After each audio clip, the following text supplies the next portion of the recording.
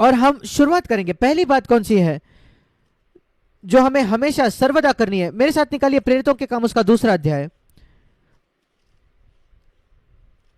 ये वो संदेश है जो पतरस पिन्तेकुस्त के दिन प्रचार करता है। प्रेरितों के काम 2 अध्याय और उसका 25 वचन, वो यीशु के विषय में कह रहा है 24 वचन में।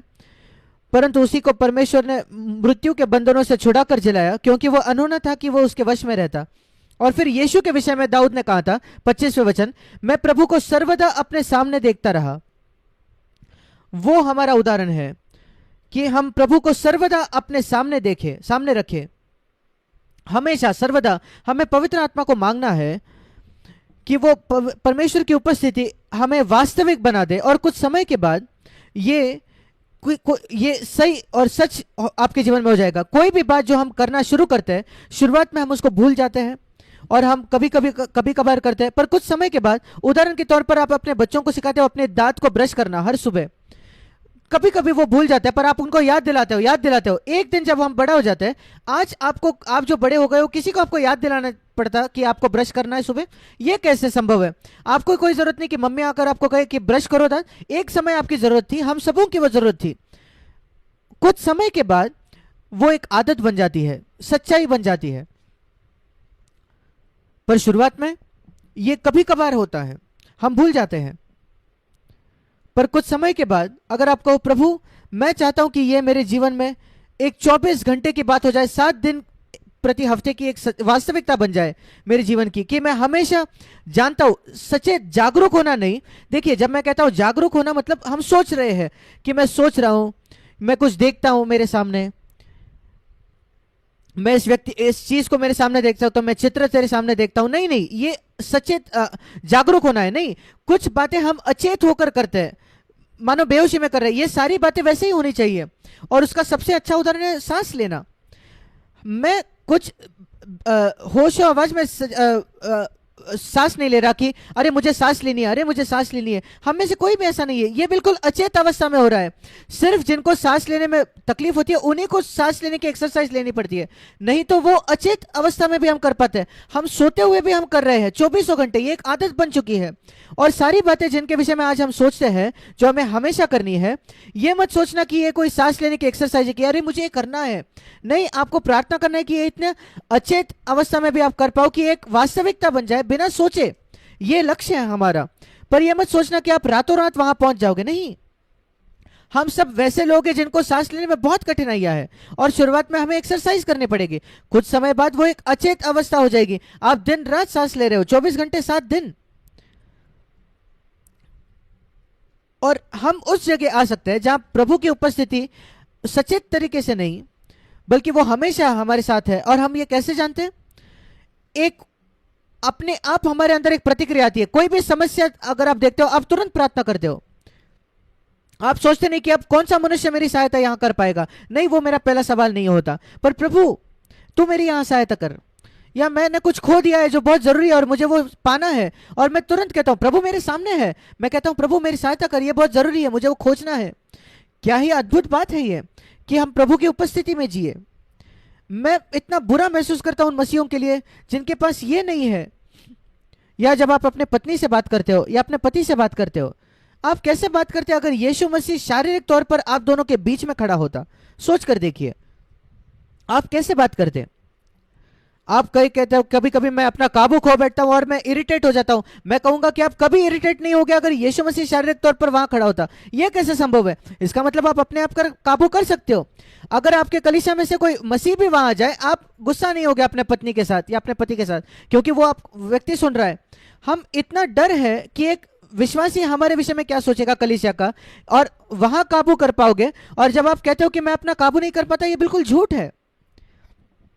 क्या ही अंतर लाएगा ये नहीं कि अगर कोई विश्वासी आपके कलीसिया में आपके साथ खड़ा हो, आपके पत्नी के बीच में, पर अगर यीशु खुद वहां होता तो क्या ही अंतर ये लाएगा हमारी बातचीत में, क्या ही अंतर बड़ा लाएगा ये अपने हमारे रवैये में।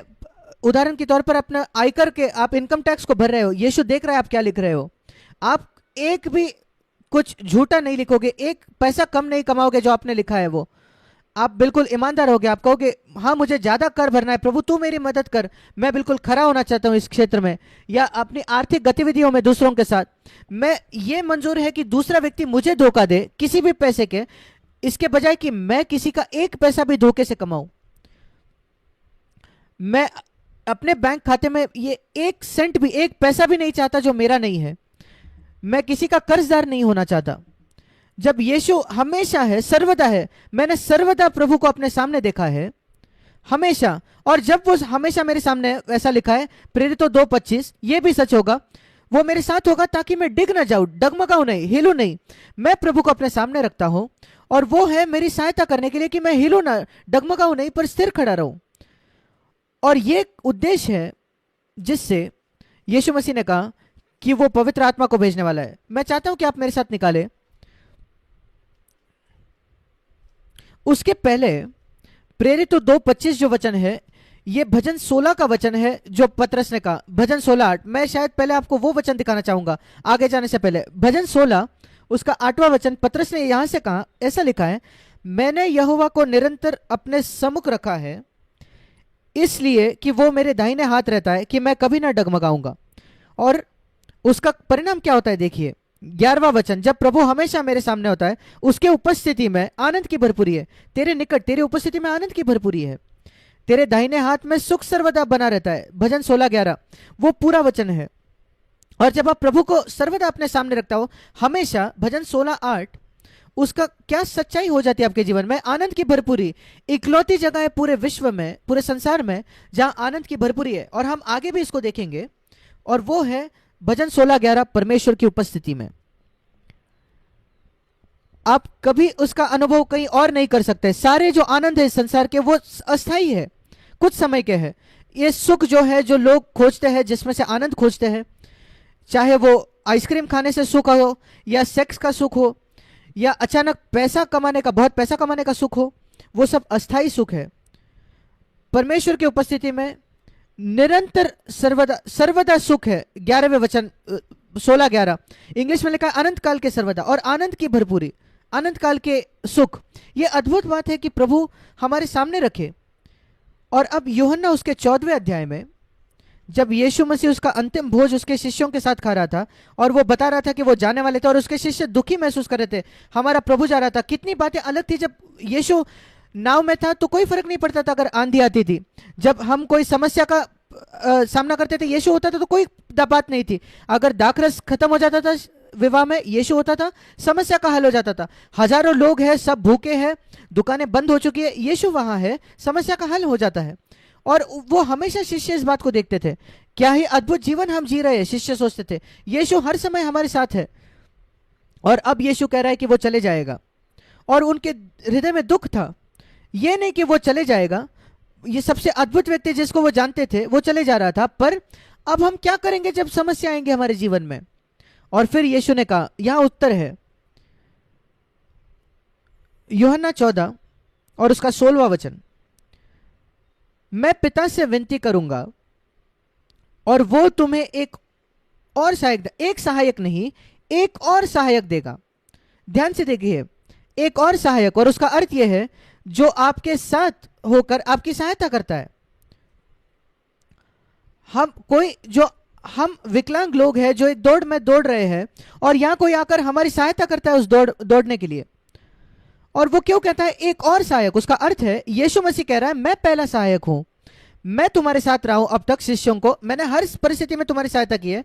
आप शिष्यों से वो ये प्रश्न कर सकता था, क्या तुमने कोई परिस्थिति देखी जहां मैंने तुम्हारी सहायता नहीं की? झील में चाहे आंधी हो या दूसरी कोई समस्या, जब लोग वहां थे मैं हमेशा वहां होता था। और अब मैं जा रहा हूं, पर मैं एक और सहायक भेजूंगा बिल्कुल मेरे जैसा।